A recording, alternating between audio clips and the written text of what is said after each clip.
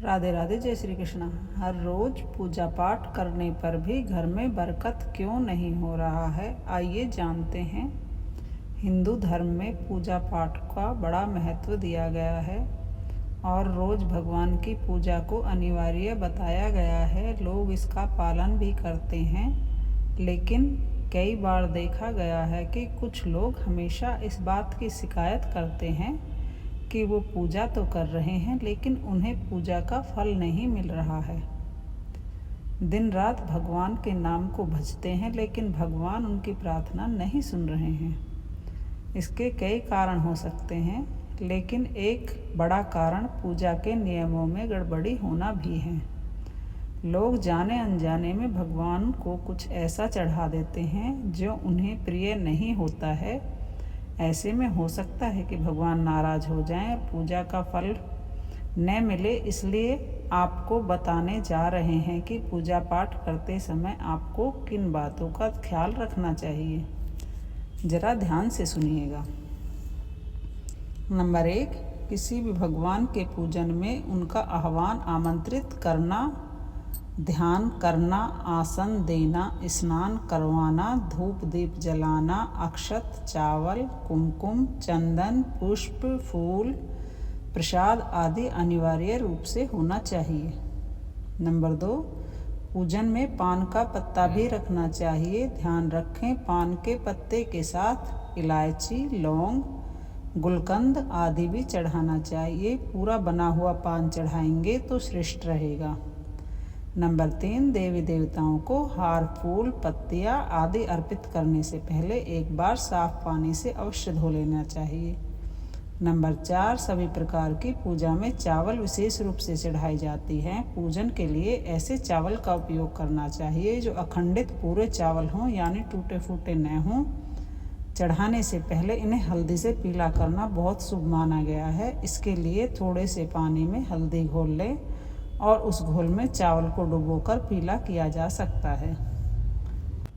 Number 5, पूजन कार्य में इस बात का विशेष ध्यान रखना चाहिए कि पूजा के बीच में दीपक बुझना नहीं चाहिए। ऐसा होने पर पूजा का पूर्ण फल प्राप्त नहीं हो पाता है। नंबर 6, भगवान विष्णु को प्रसन्न करने के लिए पीले रंग का रेशमी कपड़ा चढ़ाना चाहिए। माता दुर्गा, सूर्यदेव व श्री गणेश को प्रसन्न करने के लिए लाल रंग का और भगवान शिव को प्रसन्न करने के लिए सफ़ेद वस्त्र अर्पित करना चाहिए। नंबर 7, किसी भी प्रकार के पूजन में कुल देवता, कुल देवी, घर के वास्तु देवता, ग्राम देवता आदि का ध्यान करना भी आवश्यक है। इन सभी का भी पूजन करना चाहिए।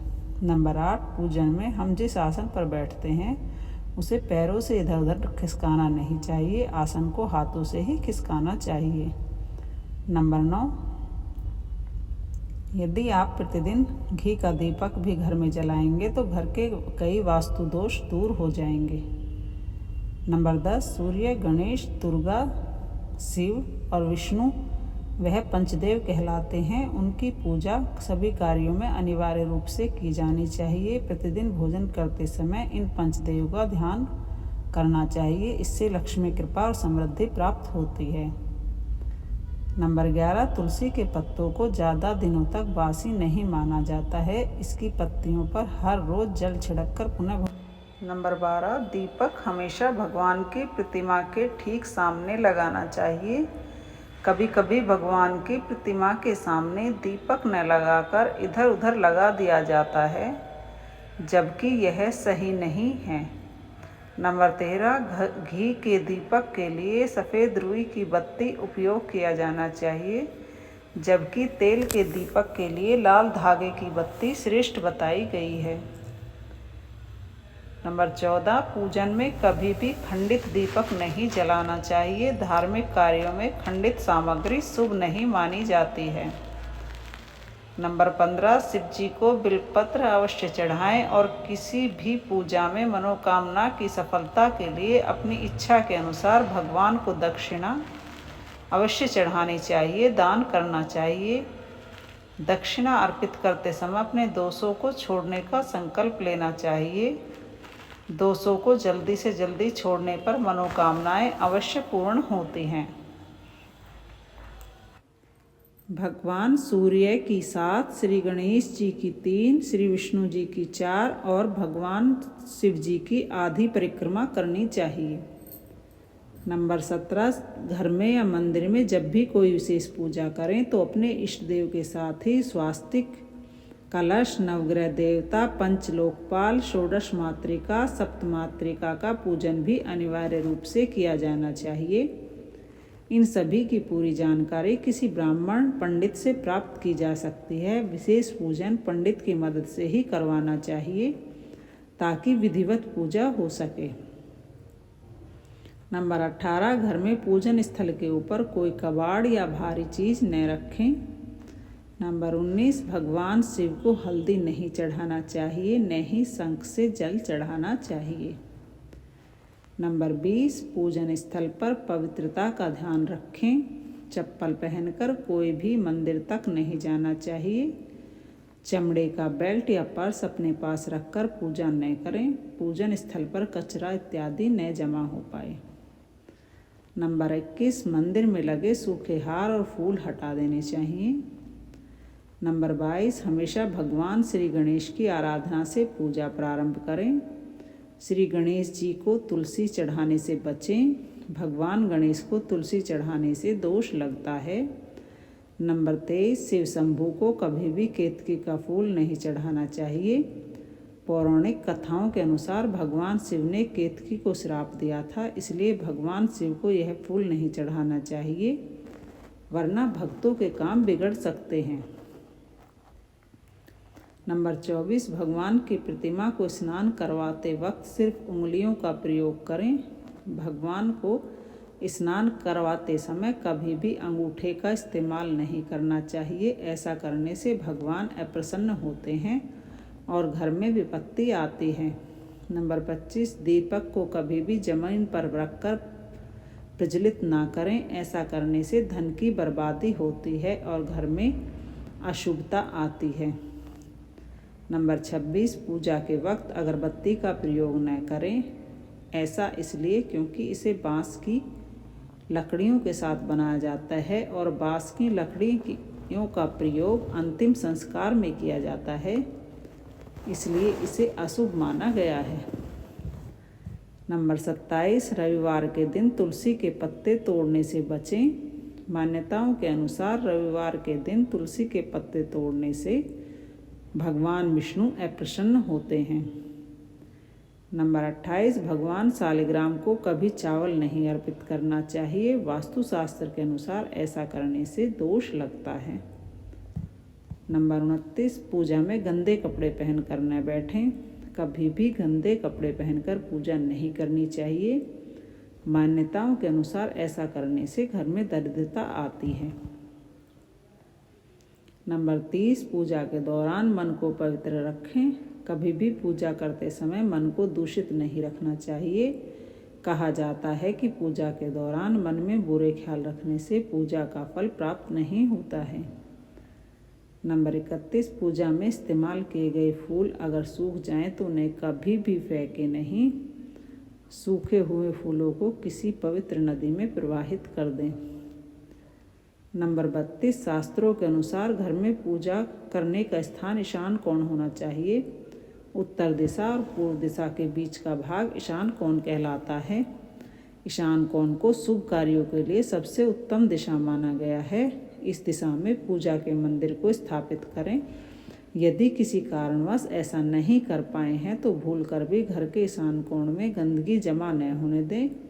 घर के इस हिस्से को सदा पवित्र रखें। ईशान कोण के अतिरिक्त पूर्व दिशा भी पूजा स्थान के लिए श्रेष्ठ मानी जाती है, इसलिए आप घर में ईशान कोण या पूर्व दिशा दोनों में जहाँ भी हो सुविधाजनक रूप से पूजा स्थल की स्थापना कर सकते। नंबर 33, पूजा स्थल में गणेश जी की स्थापना अवश्य करें। इसके लिए एक सुपारी पर लाल धागे मोली को लपेट लें और कुमकुम से तिलक कर एक कटोरी में थोड़े चावल रखकर स्थापित करें। नंबर 34, पूजा स्थल में एक कोने में बंद पात्र में गंगा जल अवश्य रखना चाहिए। नंबर 35, एक तांबे के छोटे से लोटे में जल को पूजा स्थान में अवश्य रखना चाहिए। प्रतिदिन इस पात्र का जल बदलना चाहिए। वे पुराने जल को पीपल के पेड़ या तुलसी के पौधे में डाल सकते हैं। नंबर 36, पूजा के स्थान में एक देव की सिर्फ एक ही प्रतिमा रखें। यदि आपके पास एक देव की एक से अधिक प्रतिमा पूजा स्थल में हैं तो उन्हें घर में कहीं भी दीवार पर लगा दें, किंतु पूजा स्थल में एक देव की एक ही प्रतिमा रखें। नंबर 37, घर में पूजा स्थान पर कभी भी बड़ी मूर्तियां नहीं रखनी चाहिए। बड़ी मूर्तियों में प्राण प्रतिष्ठा होना अनिवार्य हो जाता है, इसलिए बड़ी मूर्तियां मंदिर के लिए ही उचित हैं। पूजा स्थल में छोटी मूर्ति रख सकते हैं। नंबर 38, पूजा करने के स्थान पर भूलकर भी अपने पितृदेव, स्वर्गीय माता पिता या गुरु की फ़ोटो न लगाएं, उनका स्थान अलग रखें। नंबर 29, पूजा स्थल में कूड़ा कचरा एकत्रित न होने दें। प्रतिदिन पूजा घर की सफाई करें। नंबर 40, अगर आपने पूजा घर में कोई मूर्ति की स्थापना की हुई है तो ध्यान दें, मूर्ति का कोई भी हिस्सा खंडित नहीं होना चाहिए। मूर्ति खंडित होने पर तुरंत उसे वहां से हटा दें। खंडित मूर्ति को बहते जल में विसर्जित कर सकते हैं। नंबर 41, पूजा के समय यदि संभव हो तो शुद्ध देसी गाय के घी का प्रयोग करें या भोग लगाने के लिए अग्नि में गाय के गोबर के उपले का भी प्रयोग करना उत्तम माना गया है। नंबर 42, पूजा पाठ के समय गूगल युक्त धूप बत्ती का प्रयोग करें। गूगल घर के वातावरण को शुद्ध और घर से नकारात्मक ऊर्जा या बुरे दोष को दूर करती है। नंबर 43, रात्रि को सोते समय पूजा स्थल को लाल कपड़े द्वारा ढक दें। वह सुबह होने पर पर्दे को हटा दें। श्रीमद् भगवत गीता में बताया गया है कि पूजा करते समय कभी भी एक हाथ से प्रणाम नहीं करना चाहिए। ऐसा करने से व्यक्ति के सभी पुण्य नष्ट हो जाते हैं। प्रणाम हमेशा दोनों हाथ जोड़कर किया जाता है। वहीं अपने पिता और बड़े भाई को लेटकर प्रणाम करना चाहिए और माता के सामने झुककर प्रणाम करना चाहिए। नंबर 44, शास्त्रों के अनुसार जप करते समय हमेशा दाहिने हाथ को कपड़े या फिर गोमुखी से ढककर रखना चाहिए। जप के बाद आसन के नीचे की भूमि को स्पर्श कर पूजन करना चाहिए। साथ ही यह भी ध्यान रखें कि कभी भी कोई वस्तु या फिर दान बायां हाथ से न दें। इनके लिए हमेशा दाहिने हाथ का प्रयोग करें। नंबर 46, पुराणों में चरण स्पर्श करने का भी विधान बताया गया है। कभी भी ऐसे व्यक्ति के चरण स्पर्श नहीं करना चाहिए जो सो रहा हो। सनातन धर्म के अनुसार लेटे हुए व्यक्ति के चरण स्पर्श तभी किए जा सकते हैं जब उसकी मृत्यु हो चुकी हो। सोते हुए व्यक्ति के पैर छूना पाप करने जैसा समान बताया गया है। नंबर 47, पूजा करते समय भगवान को फूल चढ़ाना शुभ माना जाता है। कुछ फूल देवी देवताओं को विशेष रूप से प्रिय होते हैं और फूल चढ़ाते समय इस बात का ध्यान रखना चाहिए, जैसे दुर्गा माँ को लाल और भगवान विष्णु को पीले रंग के फूल चढ़ाने चाहिए। पूजा में कभी भी बासी फूल नहीं चढ़ाने चाहिए, यह अशुभ माना जाता है। नंबर 48, पूजा में इस्तेमाल कलश या जल के लोटे को हमेशा ईशान कोण में रखना चाहिए। दीपक और कलश को एक दूसरे के बिल्कुल पास कभी न रखें, वरना इसके दुष्प्रभाव झेलने पड़ते हैं। नंबर 39, पूजा हमेशा आसन पर बैठकर ही करना चाहिए। आसन पर बैठकर पूजा न करने से इसका फल नहीं मिलता है। आसन के रंग के चुनाव आपको अपनी राशि के हिसाब से करना चाहिए। नंबर 50, भगवान के भजन कीर्तन या आरती के दौरान हर व्यक्ति हर तरीके से वहाँ उपस्थित रहे। इस दौरान किसी से बातचीत करने से पूजा का फल नहीं मिलता है। पूजा की सामग्री को लेकर कभी भी दिखावा ना करें। नंबर 51, आप पूजा किनकी करने जा रहे हैं उस हिसाब से आसन का चुनाव करें। पूजा शुरू करने से पहले देखें कि आसन किस रंग का है, किस चीज़ का है, क्योंकि अलग अलग रंग के आसन का अपना अलग अलग महत्व है। कोशिश करें कि कंबल या ऊन से बने आसन का ही उपयोग करें।